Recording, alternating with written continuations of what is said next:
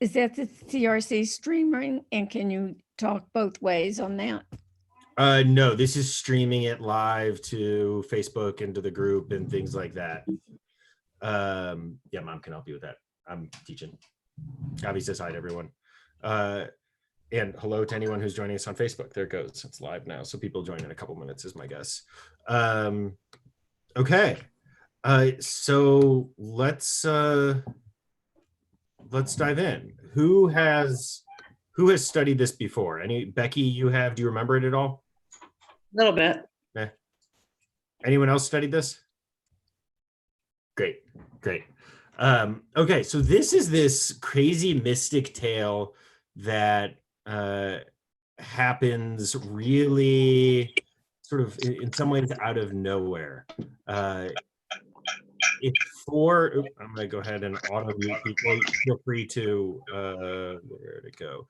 Feel free to unmute yourself. I'm muting myself. You'll want to mute yourself. There we go. Yeah, just unmute yourself if you have something to say. So it is this mystic story, and we'll sort of dive in and get a sense of what we think it's really about as we go, that later became an inspiration for the book As a Driven Leaf. Who, just by a show of hands, who's read the book As a Driven Leaf? Toby, Becky, a few others. Great book, sort of dealing with contemporary science and doubt and religion and all of these sorts of things, but it is a take on this story. And what's particularly interesting is the anti-hero, I guess, of this story is someone who becomes known as Acher, the other, who becomes the sort of paradigm of the faithless rabbi, the apostate, I guess that would be the word. Hey, Bobby, welcome. That beard's getting long there.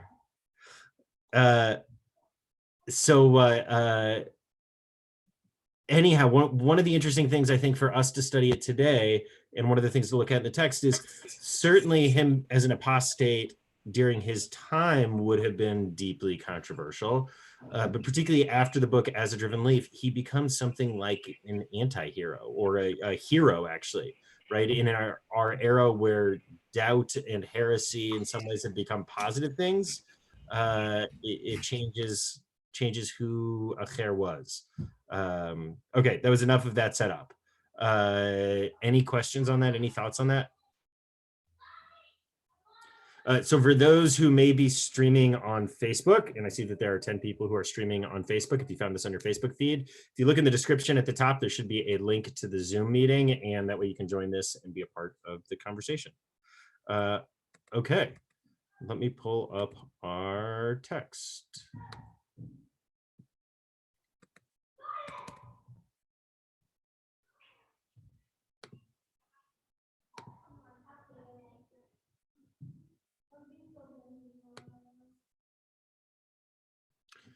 Okay, is everyone seeing this?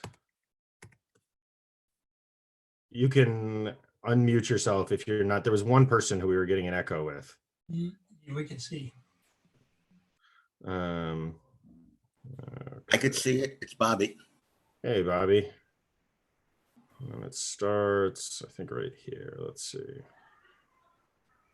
Okay. This is so much better than the news. Right? Like, I totally enjoy ignoring the news.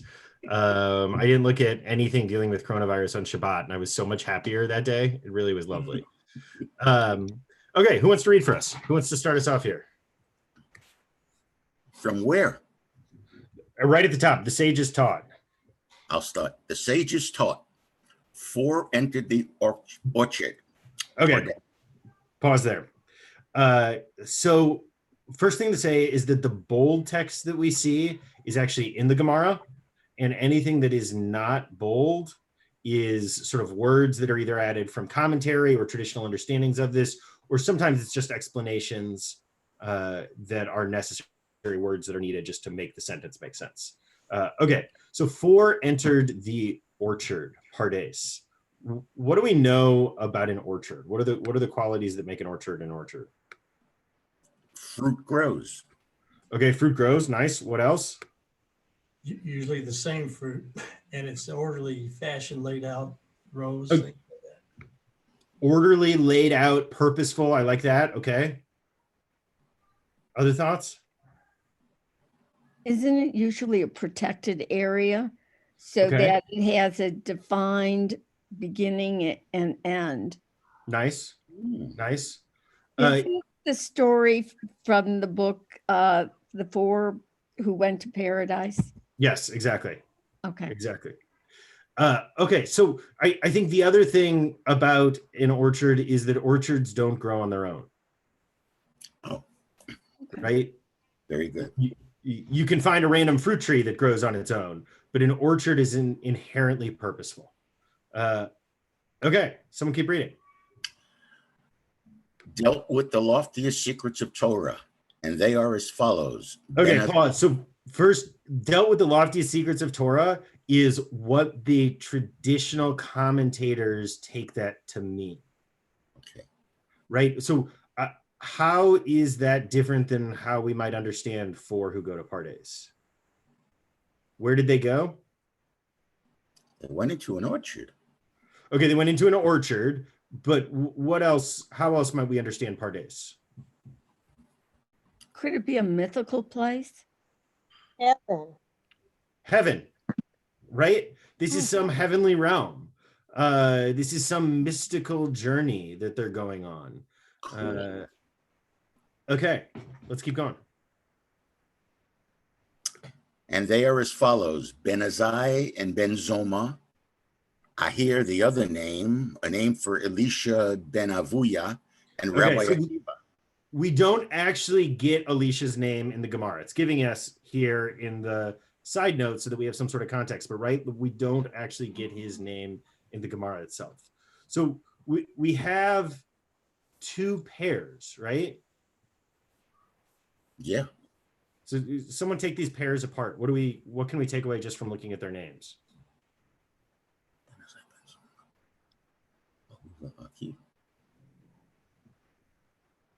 Ben Metzia and Ben Zuma. Akiva. Weren't those two Talmud commentators? Okay, these are all rabbis from the Talmud, right? Though the Right. first two are not called rabbis here, right? Yes. Nor Zacher. But let's look at the first two, Ben Azai and Ben Zoma. What makes them a pair? Weren't they about the same period of time? Because weren't they Tanas? Okay, yeah. But what else do we learn? Even if we don't know that, what do we know immediately? What does Ben mean? Son. Son of. Fun. Son of. So what do we learn by looking at, just from seeing their names? What do we learn immediately? They're both known not as their first name, right? In this kind of setup, in this patriarchal setup, I would be Daniel ben Reuven. That's my dad's Hebrew name, right? But that's not what it says here. It would be as if I went by Ben Reuven. Yeah. Right? So we get something from that. And certainly we get something from they are a pair. Okay, and what are the next two? Who are the next two?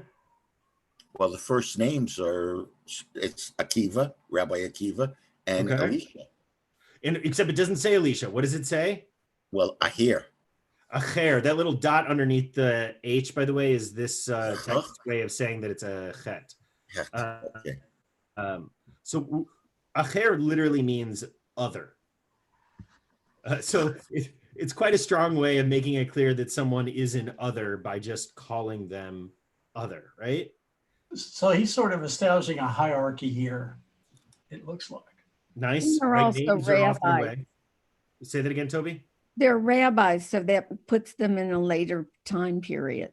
Okay. Though here we're sort of imagining that the four of them are hanging out together, right there because they're going to Pardes together. Rabbi Akiva, how is Akiva a pair with Acher? First of all, we're opposites. okay, maybe they're opposites. That's going to be one of the questions we're going to deal with, actually. You'll see. What else, though, is distinct about Akiva in the names here? It starts with an A. Okay, it starts with an A. He's Um, Akiva was a hair student. okay, and that's one of the questions we're going to ask here is what the hierarchy is between these people. Well, also, Akiva's the only one that doesn't say Akiva ben somebody. And more than that, Akiva gets a title, Right. Rabbi. right? So Right. I actually want to suggest that when we put a title in front of someone's name, it's often also a way of not seeing them as, I don't mean fully human, but as something separate, right? Think about what happened. Go ahead. Is Akiva his surname, or is that a first name? That's his first name. Remember, there is no surname. Your Okay, name so, is so and so, son of so and so. but he or stands daughter. on, right, so he stands on his own and not as the son of someone. Okay, yeah. If I remember his story, he was a convert to Judaism, so his father probably wasn't Jewish. Yeah, I think it's his parents or grandparents who convert, but yeah, exactly. Akiva is the one who doesn't even learn Hebrew until I always forget how old he is. Right. 40. 40? Is that what Yeah. it is? So that, You know, Yeah.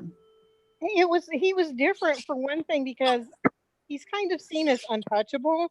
I mean, he's like not really superhuman, but normal human things don't really apply to him. yep. Hey, take your finger away from your face. But was She's he a, muting but it. was he a, let me ask a quick question. Was Rabbi Akiva a true rabbi, or was he just the rabbi going by a teacher? No, he's a rabbi. Okay. He's a rabbi. In fact, Akiva is often thought of as like the greatest of the rabbis.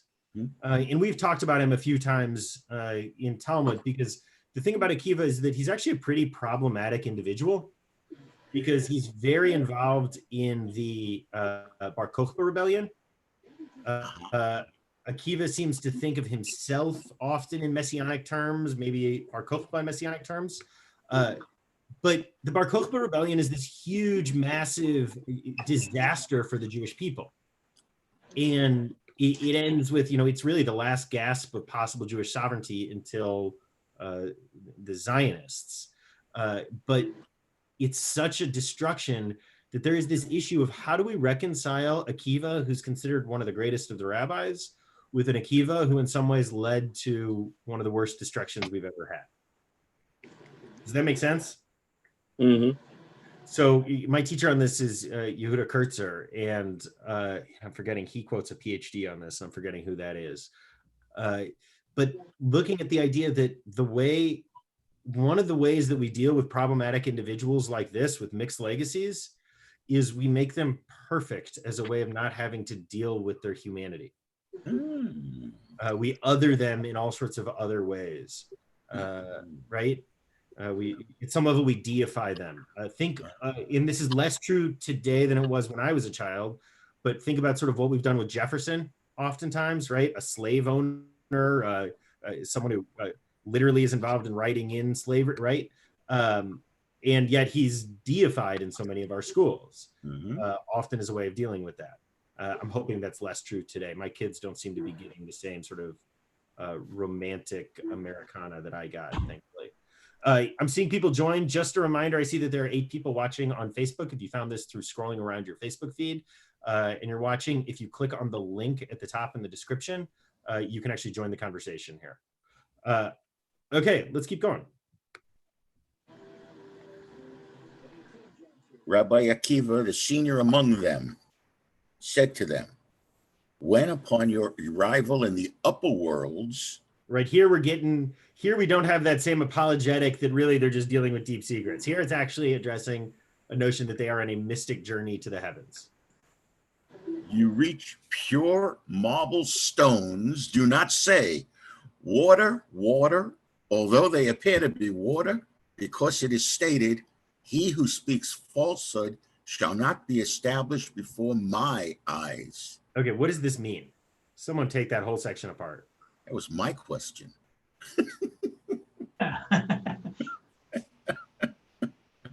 So I'm reading from it that you can't always judge in the upper realms. What you see is not always exactly what it is. And Okay. if you say something that isn't true, even though you don't know that it's really a falsehood, you're in big trouble. Okay, Toby's keyed on to a number of different things here, right? So first, let's start with the first piece. Why would you look out at pure marble stones and say water, water in the first place? Right. My question. Well, because they have those little wavy designs on them that looks like water. Okay, right? Like if you're looking out, we've probably seen a lot more pure marble foyers or whatever in our life than these rabbis had, right? So I think the image is, imagine marble spread out as far as the eye could see. You could imagine sort of thinking it looked like the waves of water. So another piece that Toby hit on here, though, it would be reasonable to see something and think one thing, but it turned out to be another, right? That would be very reasonable. Sure. So the admonition here is not, when you come to the pure marble stones, don't think that they're water, water. It's don't say that they're water, water. Why is that? What is that distinction? The only thing that came to my mind was it's an oasis. There's a false look. Okay. It's not really there. I also, hi, everybody, Renee here. Hi, Renee. I also think that there's a firm tradition that, speaking something makes it so. Ah. Speaking something makes it so. Yeah. So in the act of speaking, you're actually asserting that it's so in a way. And therefore you're establishing your own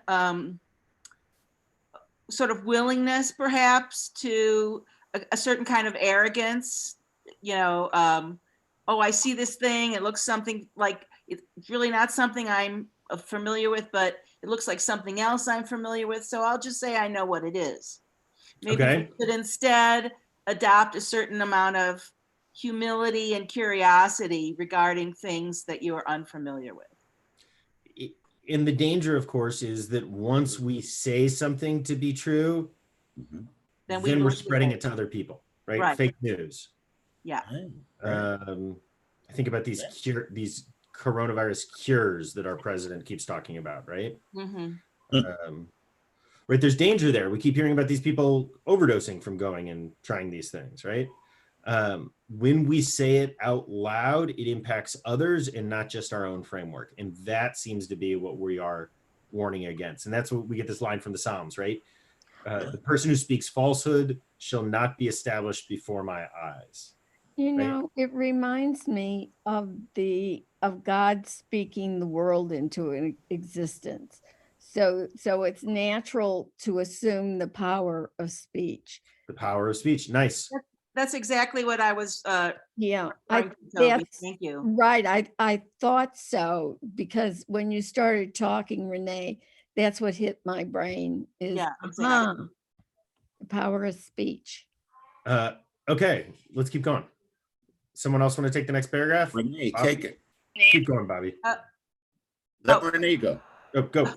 Okay, the Gemara proceeds to relate what happened to each of them.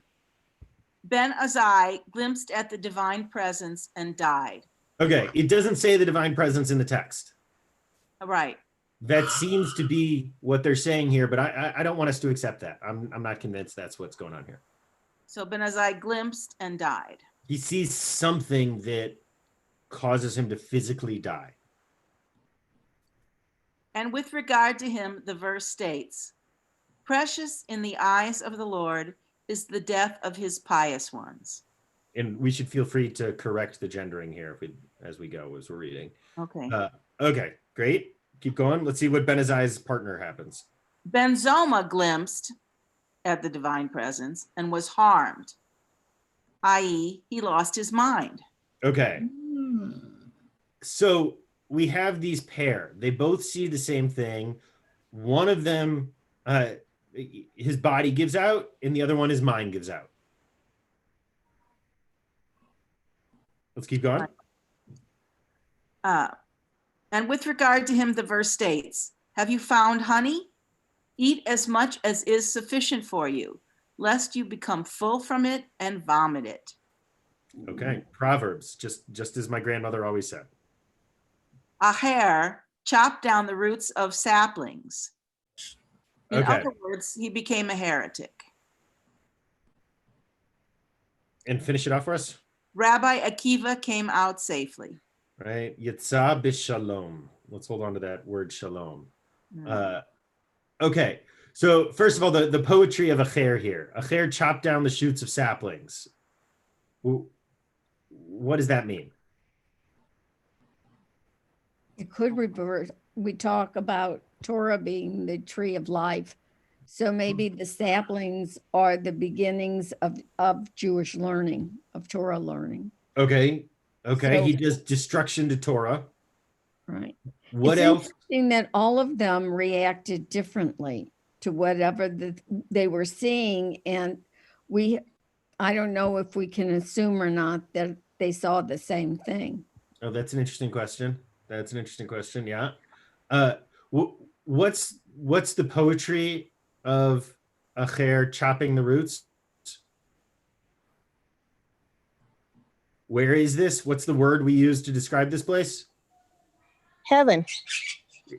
That's how we described it, but the text itself, what does it call it? It's an The orchard. garden. Pardes, Garden, yeah. An orchard, right? So whatever of they the found, orchard. Right. whatever they found, he was trying to destroy it, to nip it in the bud, so to speak. Something that he did damage to the orchard itself, right? That he Yes. actually literally damages the orchard. He cuts the roots. Okay. Any thoughts on this before we dig deeper? Well, I wonder if you can surmise from this that Acher was, in chopping down the roots, he was looking as closely as he possibly could to what he thought might be the origins of the trees. But instead of learning about the trees, he destroyed them. Somehow he went too far in his search. And something ends up being damaged. Nice. Yeah. The foundation, the shoots or roots would be the foundations of the trees. So he was chopping and just trying to destroy the foundations of whatever had been built with those trees. Nice. Yeah, I just want to, no, it does say Acher chopped down. Huh. Yeah. Okay, let's do the next paragraph. The Gemara recounts the greatness of Ben Zoma, who was an expert interpreter of the Torah and could find obscure proofs. I'm not sure that's exactly what we're about to see, but we can ask that question as we go. Now, they asked Ben Zoma, what is the halacha with regard to castrating a dog? The prohibition against castration appears alongside the sacrificial blemishes, which may imply that it is permitted to castrate an animal that cannot be sacrificed as an offering. Okay. He said to them, the verse states, that which has its testicles bruised or crushed or torn or cut, you shall not offer to God, nor shall you do so in your land. From So, which, by the way, I found out that there is still practical implication of this because my dad's closest friend is a veterinarian, Jewish veterinarian, and he says he's had Orthodox people bring their dogs to him for everything but the neutering. That they bring their dog to a non-Jewish vet to do the neutering. Wow. It's that's like a Shabbos goy. like a shot. Yeah, there you Yeah. go. I don't know if that's standard or if this is just one story. I don't know anything about it, but he told me that once. I've had people tell me that they can like sell the dog and have somebody else have it neutered while they own it, kind of thing. I think And then that's they what buy happens. it back. Yeah. Do they think they're fooling the divine? Okay. It's like selling your chametz during Passover, Ah, or like From- selling my children to the neighbors because maybe that's something else. That's From which we learn, with regard okay. to any animal that is in your land, you shall not do such a thing. Good. They also asked Benzoma, a woman considered to be a virgin who became pregnant, what is the halacha? A high priest may marry only a virgin. Is he permitted to marry her? The answer depends on the following. So this is some crazy again, right? Like, Right. How can a virgin? Okay. We know one example. We know one example. Well, the Virgin Mary, a whole different Oy religion. vey is mere. hey, Bobby, what are you talking about? This is a story written by Jews. There, your Just want famous them in- Jewish literature. In fact, maybe the most famous Jewish literature. Are we concerned for the opinion of Shmuel? Shmuel says, we need to turn the page. Okay. What does Shmuel say, Danny? I can engage it. Wow. Can you move it over a little, or I Right. have to close all the pictures? I can engage it.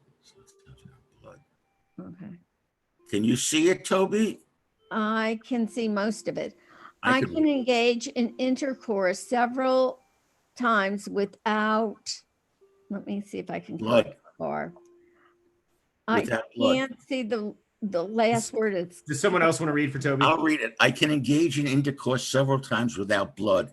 In other words, I can have relations with a woman while leaving her hymen intact.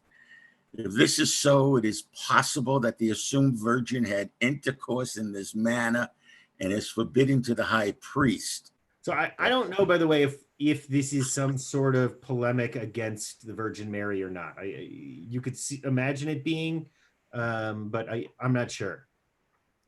Wow.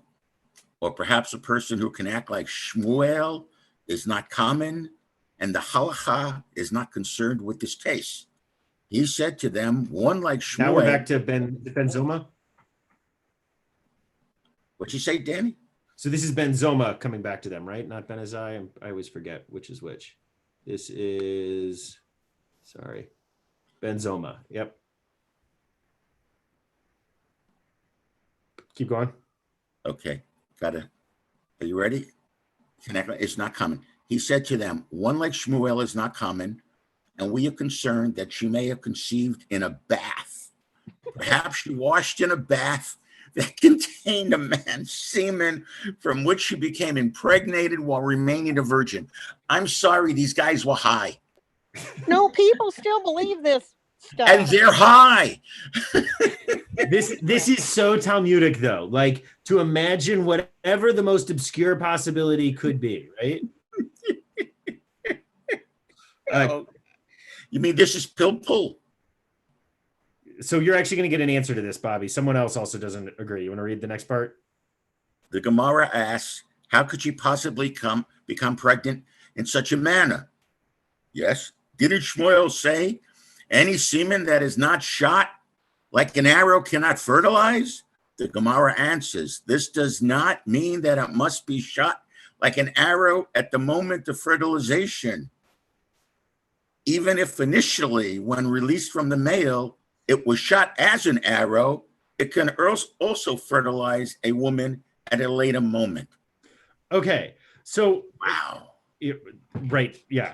So I guess my question's there's at least one thing we should take away from this, which is that whatever way that Benzoma lost his mind, it wasn't in his ability to understand practical questions and answer practical halachic questions.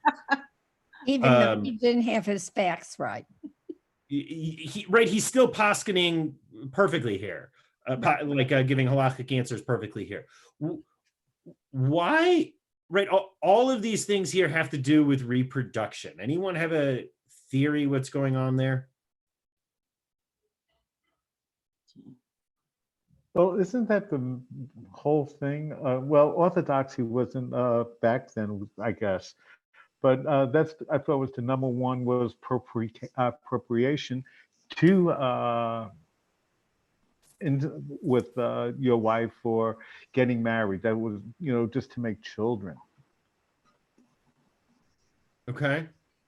I know Um, that's wrong, but stay out of, just stay out of that bathtub. Yeah.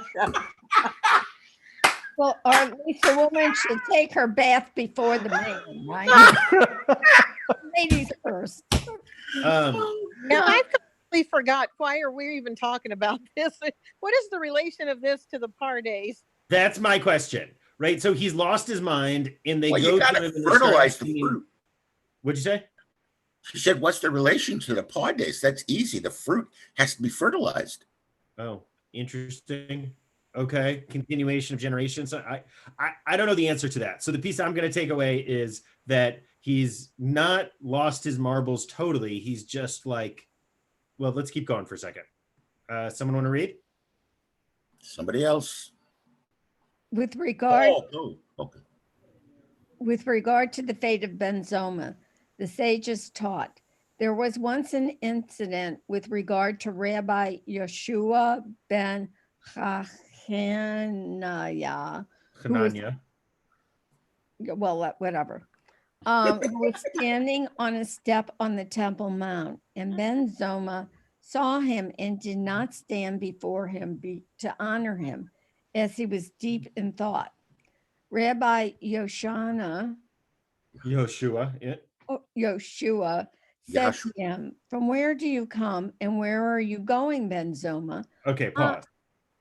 So What's what on your- happens? Someone explain this little vignette. Well, if Ben Zoma saw him and he should have stood up before him as a sign of respect. But But his Ben mind Zoma was didn't. Yeah, he disrespected him. He disrespected him. Why did he disrespect him? Did he intend to disrespect him? He was just so lost in his thoughts, he didn't even notice him there. Yeah, right. Like, from where do you come and where do you go, Ben Zoma? Which to me is like Earth to Ben Zoma. Hello, right? Yeah. Okay, keep going. He said to him, "In my thoughts, I was looking upon the act of creation, at the gap between the upper waters and the lower waters, as there is only the breadth of a mere 3 fingers between them." Okay, stop. So first, let's talk about like ancient rabbinic cosmology here for a second, how they understood just the physics of the universe. There is an upper waters, the heavens, right? In fact, the word for heaven is that heavens, not like where you go in some afterlife, but the heavens, the upper areas, the divine realm. Anyone know what the word is in Hebrew? The Rakia? The rakia is the firmament that holds it all up. Yeah. That's what I was thinking of, Rakia. Hashemayim. Oh, Shemai. Oh, So- the heavens. Shemayim, heavens, right? So, but what's the word that's at the core of Shemayim? Mayim. Mayim, Mayim. water, right? They're the upper waters. And then, of course, the lower waters are the oceans. Okay. And in between the two is the land that we live in, right? Yeah. Meaning in between the two is everything and everyone we have ever known or will know or will ever live. Every experience that's ever had is what happens in between those two waters, right? And those are all and the total width is 3 fingers. And the total width is 3 fingers. But whose fingers? Those 3. What do we take this to mean? That the upper waters and the lower waters are close. Okay. And what does that mean? Right. This is presumably what he saw that made him lose his marbles. We're very limited. We're very tiny. We're very tiny. I always think of this is that moment, right? Like I know I reference this image a lot because I love this image of the Voyager space probe and the little blue dot that's Earth, right? It's like he's being seen something like that. He's seeing how small and limited everything that we existence really is. It's just a tiny little blue dot. And 2,000 years ago, right, he loses his mind. It's all so small. Okay, go ahead. Small Finish. meaning insignificant as well as small. I think so. I mean, to me, he's having an existential breakdown. That's how I read this. That would make sense. Right? I don't know. I'm certainly feeling a little bit of this right now. I don't know about you all with this virus, right? Like this tiny little thing that we can't see, and it literally has brought the entirety of humanity and human civilization to a screeching halt. Let's Mhm. blame it on somebody. I have a candidate, but I'm going to be quiet. Me too, and I imagine it's the same candidate. Probably the same person. Yeah. Uh, On my less generous days, I have 63 million candidates to go along with him. no. Yes, I do too. Okay, let's keep reading. And the Spirit of God hovered over the face of the waters, This is the like proof a text. dove hovering over its young without touching them. I love the poetry of that. It's the second Rabbi- verse of the Torah. Yeah, like a dove hovering over its young without touching them. I don't think that's part of No, Talmud. that's not. Yeah. Yeah. Rabbi Yehoshua said to his students who had overheard this exchange, Ben Zuma is still outside. He has not yet achieved full understanding of these matters. So, right, they like to say that it's that he doesn't understand them properly. That's what the interpretation here is. But I don't know. Ben Zoma is still outside. He sees something and he can't come back from it. Right? He saw something that he can't be a part of this world anymore now that he's seen how small it is in some profound ways. So Really understand what he was saying is the question. Yeah, I don't know. It's a good question here. He stepped outside the cave. What'd you say? He stepped outside the cave. Plato's allegory of the cave kind of thing. Huh. Oh, Huh. Yeah, I like that.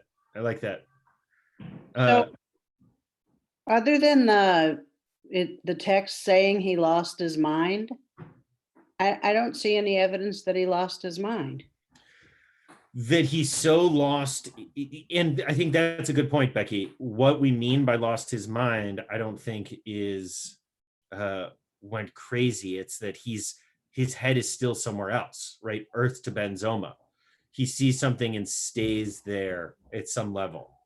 It's not that he's gone crazy. He can still answer these questions of minutia of halakha, but like he's just in his own world at this point. Okay, let's keep going.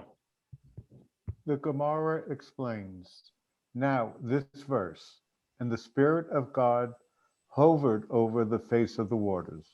When was it stated? On the first day, whereas the division of the waters occurred on the second day, as it is written, and let it divide the waters from the waters. Genesis 1:6. How then could Ben Zoma derive a proof from the former verse? Now we're off into like total Talmud land, right? Mm-hmm. The Gemara asks, and how much, in fact, is the gap between them? Right. So they're like, what? Now we're back to the question, whose fingers? Right? Whoever asked that, that's where the rabbis have gotten to. Yeah. Rav Acha bar Yaakov said, like the thickness of a thread. Wow. And the rabbi said, like the gap between the boards of a bridge. Wow. Mar Zutra, and some say it was Rav Asi, said. Now we're even debating who it is that said the different opinions of how big the gap really was. Like two robes spread one over the other, with a slight gap in between. And some said, like two cups placed one upon the other. Okay, and now we're gonna move away from our debate over exactly how thick was this, back to our main story. That reminds me of how many angels are on a head of a pin. Totally, totally. Right. That's at some level, 70% of the Talmud is that kind of stuff, right? Mhm. Okay, let's keep going. The Gemara stated earlier that Acher chopped down the saplings, becoming a heretic. With regard to him, the verse states, do not let your mouth bring your flesh into guilt. Okay, remember our very first proof text that we had, the text that set up our whole story? Anyone remember it? Well, even not even the proof text, but the sort of the first setup, right? When you come to the pure marble stones, do not say water. Right. So what is it that Acher has done? Well, he chopped down the foundation. He said water, right? That's how they're setting it up here. Before we got the chop down the foundation metaphor, now we're getting the water, right? Do not let your mouth bring your flesh into guilt. Gotcha. The Gemara poses a question. What was it that led him to heresy? He saw the angel Metatron, who was... Does anyone know Metatron?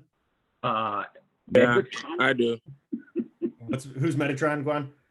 Metatron is the scribe of God or the voice of God. So Nice. depending on, I guess, how you look at it. Would you repeat that? Oh, go ahead. Repeat. Yeah. What I just said? Metatron is... What Toby said in response. No, I didn't understand what he said about Metatron. I wanted him to repeat it. Okay, that's what I thought. Because of God's awesomeness, he can't, or it doesn't communicate, like you can't hear its mouth, what it says. So the words of God are either filtered through Metatron, or when what is recorded from God is recorded by Metatron. Got it. So like kind of the executive assistant, a heavenly executive assistant or so. There's a mystic tradition that this is the same person as Enoch. And if anyone's seen the movie Dogma, there's a very funny scene with Metatron in it where he shows up and complains that no one knows him because he hasn't been in a movie. Which is particularly meta when my reference is to a movie. So, okay. So what is it that brings Acher to becoming Acher, right? What makes him stop being Alicia and become Acher the other? And the answer is he saw the angel Metatron. Let's keep going. He saw the angel Metatron, who was granted permission to sit and write the merits of Israel. He said, there is a tradition that in the world above there is no sitting, no competition, no turning one's back before him or her, i.e., all face the divine presence, and no lethargy. Sounds nice. Seeing that someone other than God was seated above, he said, perhaps the Gemara here interjects, heaven forbid there are two authorities, and there is another source of power and control of the world in addition to God. Such thoughts led Acher to heresy. Wow. Okay. So let's take this apart for a second. He said there is a tradition. Where is this tradition from? I don't mean what book. I mean, where would Acher have learned this as a tradition? Part of the oral Torah that he was trained in. Okay. Where would he have learned that? What are the yeshivas? They weren't really yeshivas then. What would you call them? Great. We'll call it the yeshiva, schools? right? Talmud Torah. I'm just wondering though, if there's not a reference here to the fact that he may have been studying Greek philosophy and dabbling in studies of other views of the world, because this dichotomy here, these two powers in control, something in addition to God, that sounds so much like Zoroastrianism or Gnostic Christianity. You know, Right. that there's a, you know, there's the God and the devil, there's good and there's evil. And so it's an idea that's out there in this ancient world. And the text is going to pick this up later too. And you're going to see one of the places that the text is going to go is asking the question of why is it that people go bad? And one of the answers is those terrible foreign influences. Yeah. Ah, Right? Sort of a McCarthyist kind of thing. yeah. Comes a little later, you'll see. But and Renee, by the way, I think most scholars of the Gemara, I think, would agree with you that what they're talking about here is specifically Gnosticism. Okay. So nice close reading there. Renee's very smart. Right. I want to take this to a broader concept here for a moment, though, because what's happening is he has a tradition from the people that he trusts, right? This guy went to the best universities of his moment, right? He went to the best yeshivas. He studied things that are not just supposed to be like undergraduate studies, but that he's studying the nature of the universe from the greatest rabbis, the rabbis literally who become the figures of the Talmud, right? These are the people of the Talmud. And one of the things that they teach is that there's no sitting in heaven. Some of the rest of us may have heard this tradition also, right? That angels don't have knees. Has anyone come across that one before? No. Right?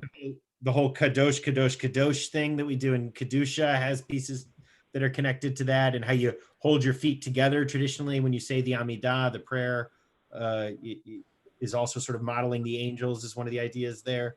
There are these traditions about them. And yet, what does he see when he goes into the heavenly realm? He sees Metatron sitting and taking notes Sitting, right? with permission, but he was sitting above God. Okay, so maybe we're dealing with a hierarchy, but regardless, what we're dealing with is that the universe is not the universe that the rabbis of the Talmud had taught him it was. Right? Mhm. Mhm. What I love about this, by the way, is how radical is it to have a text in the Talmud talking about how the ideas of the Talmud are in fact not the same as the reality of the universe. But Danny, Bobby, it says Metatron, who was granted permission. So who granted him permission? God granted him permission, meaning like the rules in heaven are not the same as what the rabbis say the rules in heaven are. Right? And if you can't trust the rabbis about that, why would you trust the rabbis about anything? Well, that's how I felt about my rabbi when I was 12. Me too.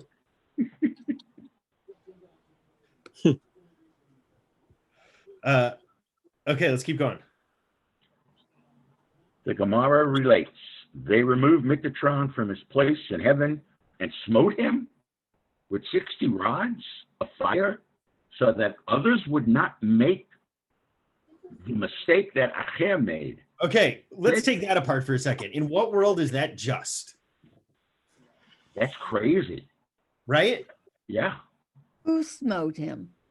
We don't know. The other angels smote him. Right? He got how many lashes here? 60 lashes of fire. Yeah. So why is he being punished? For doing what he was told to do. Doing what he was told to do. I think I had studied somewhere that angels in Judaism have no free will, that they do only what God tells them to do. That's another tradition, though there are all sorts of traditions that angels are Right. big troublemakers too. So, okay, keep going. Said to the angel, what is the reason that when you saw Elisha ben Avuya, you did not stand before him? Despite this conduct, since Metatron was personally involved, he was granted permission to erase the merits of Acher. Okay, pause for a second. Okay. Let's do this section in a moment, because I think this is really radical. Metatron is being punished because Elisha sees him sitting. Mhm. And Metatron then, meaning the heavenly realm, knows that the rabbis in the human realm believe there's no sitting in heaven, and Metatron is punished for not maintaining the lie, meaning heaven is involved in the cover-up. Right? It just gets crazier and crazier. It's not just that the heavenly realm is actually different than the way that the rabbis say it is, but that the heavenly realm is invested in maintaining rabbinic authority. This is so much like Well, God. there's something here that reminds me of some things that I read long time ago in the writings of Joseph Campbell. And he's writing about certain, various religious cults in which there's the myth, and then there's something called the cover myth. And that at a certain point, when certain members of a tribe or group are inducted into like the senior mysteries, then they're told the real myth that usually it's children and women are not privy to. They get the cover myth, that there's such and such, like little fairy tales about, how the world was created or what's really going on. But once you're initiated, once you go through an initiation ceremony and you become one of the proverbial elders, then they tell you the real myth, the real truth. We still do that. What? Sorry? We still do this. Yes, we do. We do. Right? Look, I mean, we do it in a practical level at CRC, right? Like, I guarantee you that what we are teaching, I guarantee you that many of the words that our Shabbat school teachers are teaching our kids with, they themselves do not believe. Yeah. Right? And by the time these same kids get to, I don't know, confirmation or whatever it is, we blow up all the myths. Right. We try and limit the myths that we teach them. We try and limit, and yet, right, like, we don't start in education in first grade by saying, well, J, E, P, and D is the prevailing theory on how the Torah was written. No, but we said the tradition teaches. Yeah, right. Yeah, right. There you go. And do we know if it really happened? No, we tried not to do too much of that, but I know we do. Sure, you can't. Right, we do There's it in all no sorts of way ways. that you can't. But this really is confusing me because they say to the angel, what is the reason that you do this? Well, what angel are they talking about? They just killed him off, or did they not kill him off? No, they didn't kill him. He's They just didn't punished. kill him, they just lashed him. Yeah, but smoke usually means dead. No. This is lashes. He's not dead. Oh, lashes. Okay, because right. Okay. I think we do this broadly. We do this with history. We do this with, right, the history that we teach kids. Yeah. I've been reading with Gavi, what's it called? People's History. What's the name of that book? That famous one? People's History of the United States. They make a kids version, and like it's all the worst parts of history. It starts, or to say it differently, it's American history told accurately. Right? It starts the story from the perspective of the native peoples and watches as they're genocided. That's not how we normally teach American history to 8-year-olds. I think I'm going to raise unusual children sometimes. Okay, let's keep going. Bobby, will you take it again from right here? Okay, where are we? Where do we stop? Upon hearing this, Despite this conduct. despite this conduct, since Metatron was personally involved, he was granted permission to erase the merits of Acher and cause him to stumble in any manner. A divine voice went forth saying, "Return, rebellious children." Okay. From Do you Acher. recognize that line?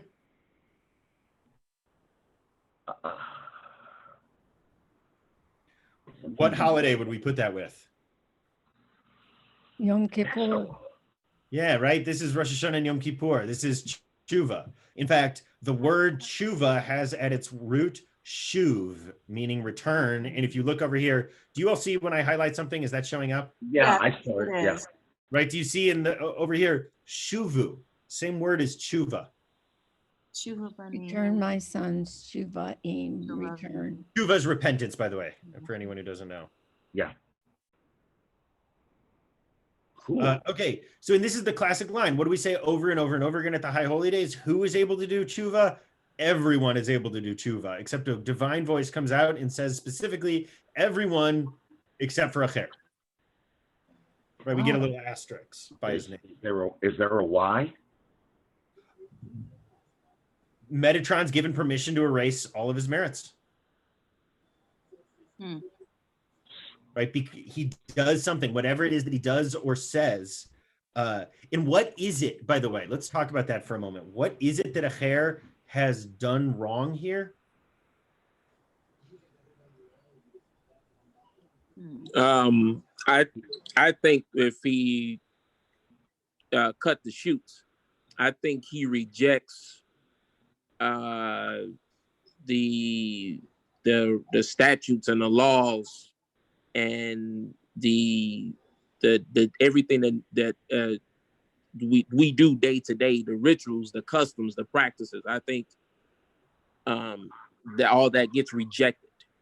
Okay. Or he comes to question all that, and that's how he falls into heresy. Because yeah, that's how I always interpret it. If one thing is built upon another, then if you can call into question one, you can call into question everything else. So that caused him to reject or question everything else instead of following and practicing and observing the statutes, laws, rights, etc., etc. Nice.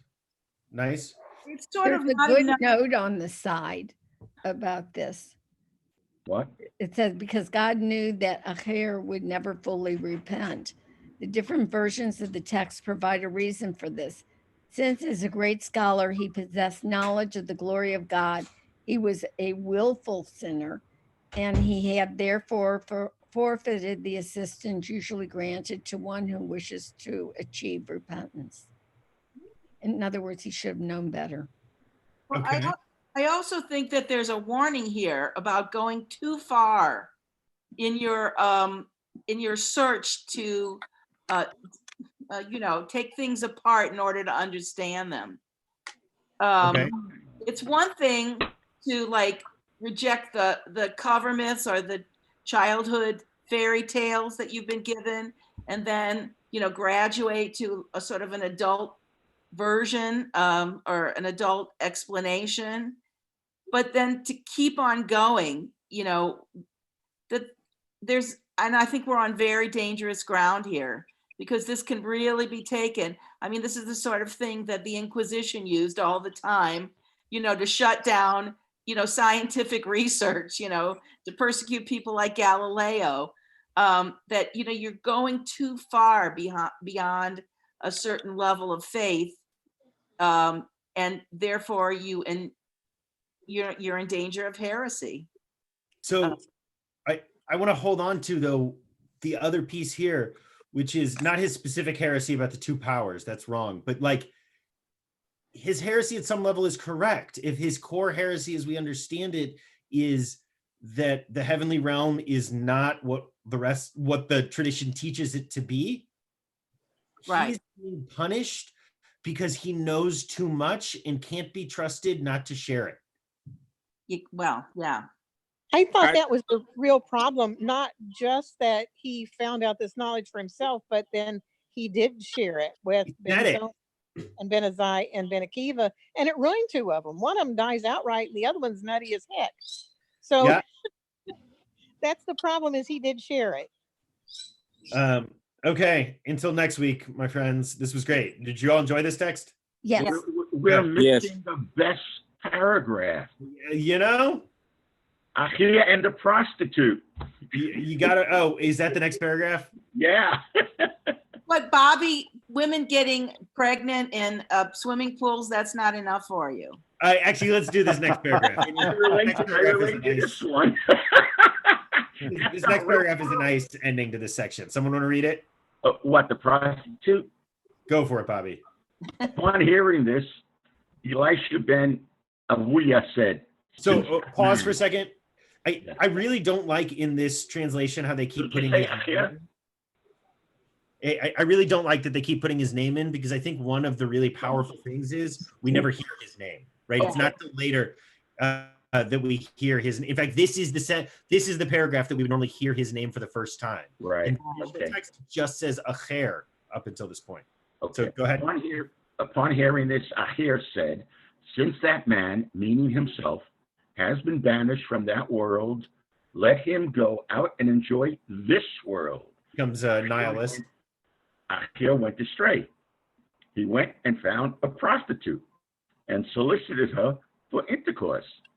She said to him, and are you not Elisha ben Avuya? So right? She recognizes him. Yeah. She's like, what are you doing here? So it's almost like she is like high up. There's a whole tradition, and we'll do a study on this at some point, because I've been studying it as a part of a gender equity fellowship that I've been doing. There's a really interesting, fascinating, oftentimes deeply misogynistic tradition that has sort of the wisdom of prostitutes in the Talmud. Mm-hmm. Yep. Continue. Please. Shall a person of your stature perform such an act? He uprooted a radish from a patch of radishes on Shabbat and gave it to her. Okay, why is that problematic? Well, That's he's work. observing Shabbat. Yeah, It's one he's of the- working. Also that it's a sour radish. Okay. I mean, he's saying he's plucking the evilness or the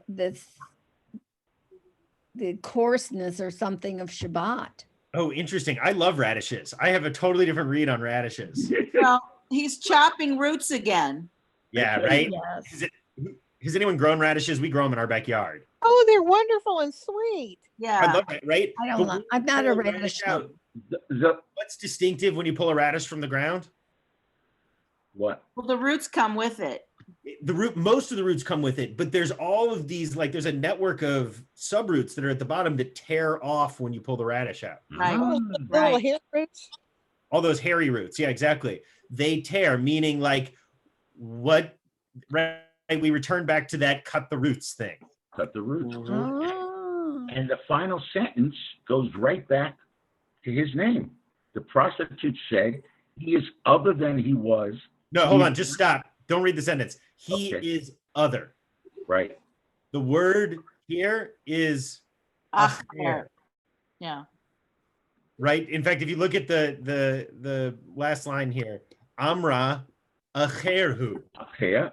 He said, and literally it means like you're another, but she's the one who names him. Yeah. Cool. She gives him this name here. There you go. Okay, friends, until next week. At 7 o'clock, by the way, 25 minutes from now, and we're ending now so I can go scarf down a quick dinner. At 7 o'clock, we're doing the very last session of A Rainbow Thread, 2,000 Years of Queer Jewish Texts. We're really in contemporary texts today, some interesting ones. And we will continue with this story next week. Same time, same place. Thank you, Dan. Ciao, bambino. Danny, thank you. Good to Thank see you. Adios. Thank you. Bye. Bye. Bye. Toby. Oh, now I can see everyone. It went